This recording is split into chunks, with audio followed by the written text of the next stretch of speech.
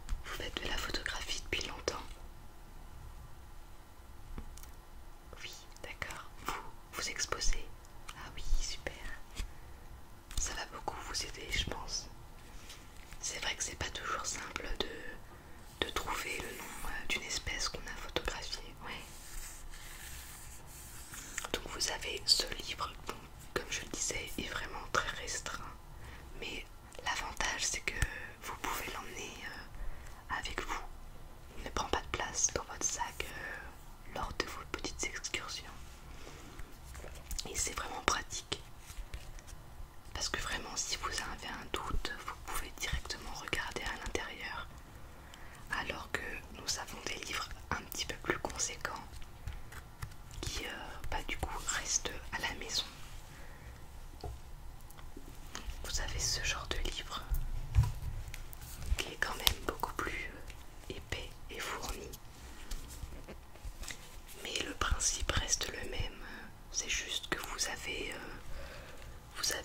plus d'informations, plus de photos.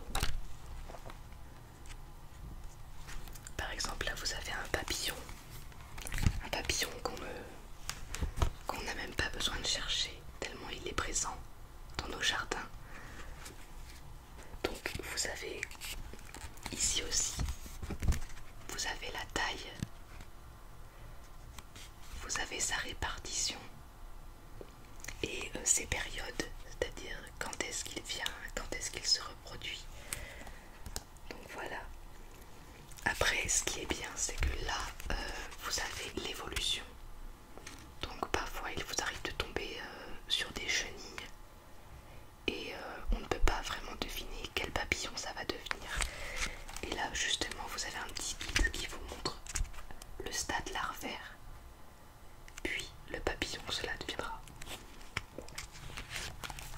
Donc c'est vraiment très intéressant. Après vous verrez, c'est un livre vraiment très complet. Donc c'est ce qui explique sa taille. C'est vraiment le livre à avoir, je pense, celui-ci. Même si malheureusement on ne peut pas l'emmener partout parce qu'il pèse un certain poids. Je pense qu'il pourra toujours vous aider. J'avoue que personnellement j'ai ce livre à la maison parce que je suis moi aussi passionnée des insectes et des mammifères, et ce livre m'a beaucoup aidé pour identifier les papillons. Il est vraiment hyper bien fait, il est très simple à comprendre, il est très illustré, les images sont vraiment jolies, c'est vraiment un très bon livre. Vous avez à la fin, pareil que pour les autres, un petit index avec tous les noms. Donc les noms, soit vous avez les noms un petit peu scientifiques, ou alors, voilà, oui, les noms basiques, voilà. C'est vrai que si vous cherchez un livre très complet, c'est vraiment le meilleur. Ils vous apprennent même à classer les divers types de chenilles. Oui, c'est vraiment bien. Donc vous avez celui-ci.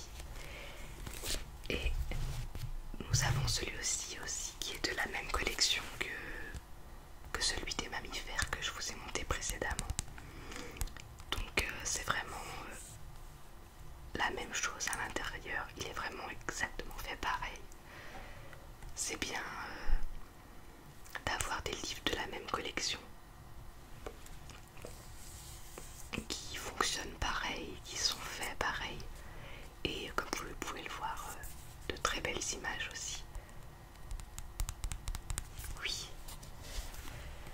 Donc voilà, là il y a à peu près 300 espèces de papillons dans celui-ci, alors que l'autre que je viens de vous montrer est quand même plus fourni. Ce que je trouve intéressant, c'est qu'on vous montre la morphologie du papillon et de la chenille. Ensuite, vous avez les petits signes et les abréviations que vous retrouverez tout au long du livre. Après, encore une fois, c'est classé par code couleur. En haut là,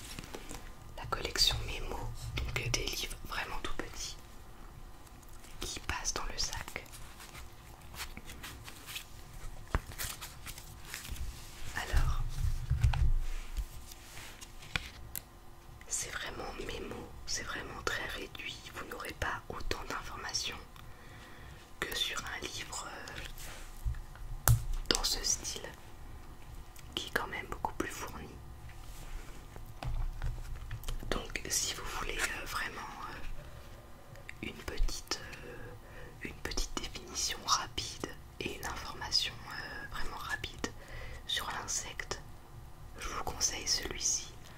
Après, si vous recherchez quelque chose de plus fourni, de vraiment un très bon guide naturaliste pour les naturalistes, c'est celui-ci. Vous pouvez voir dedans, il y a des dessins, des images, des schémas.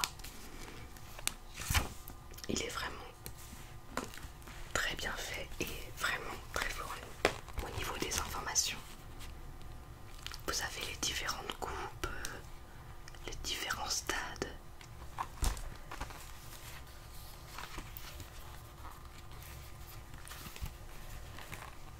Après, au niveau de la recherche, c'est vrai qu'il est un petit peu plus compliqué. Vous n'avez pas de code couleur.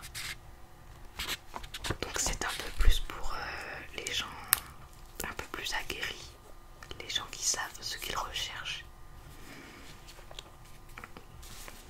Ensuite, nous avons des guides qui sont sur les insectes, mais aussi sur les araignées. Donc, moi qui suis passionnée d'arachnides par exemple, j'ai un guide que j'aime beaucoup. C'est celui-ci. Donc, c'est de la même collection que celui que je viens de vous montrer. Il est vraiment très bien fait, il est simple à comprendre. Il y a un petit code couleur qui vous guide quand même quand vous cherchez les informations.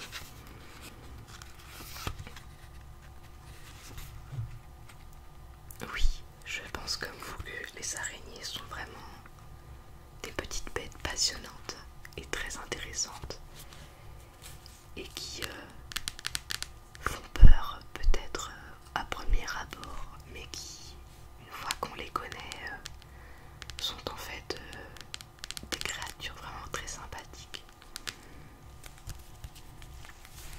Donc j'ai celui-ci qui est le même format que ce que je vous ai montré.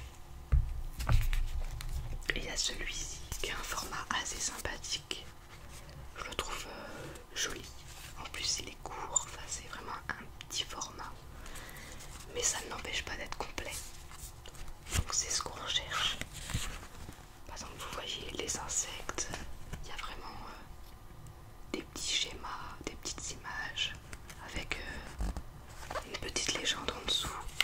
Celui-ci, oui, il fait insectes et araignées.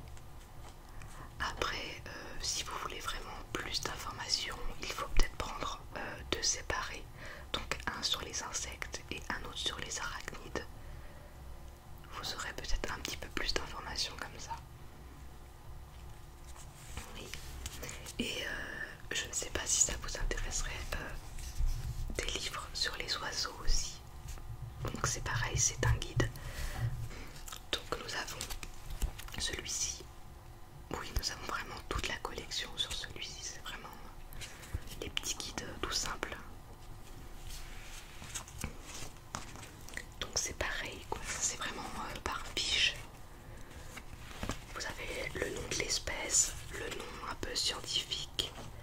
Vous avez les mensurations de l'animal, l'envergure, le poids, la nourriture, les périodes de nidification. Et c'est pareil, vous avez une petite image. Oui. Et nous avons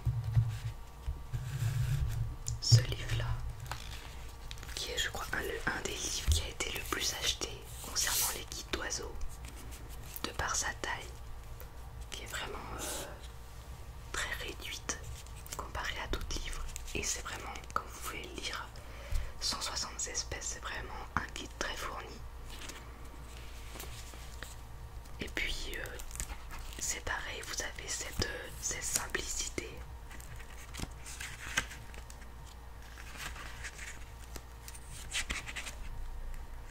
Donc voilà, vous avez vraiment toutes les descriptions, les aspects, son champ. Vous avez une description du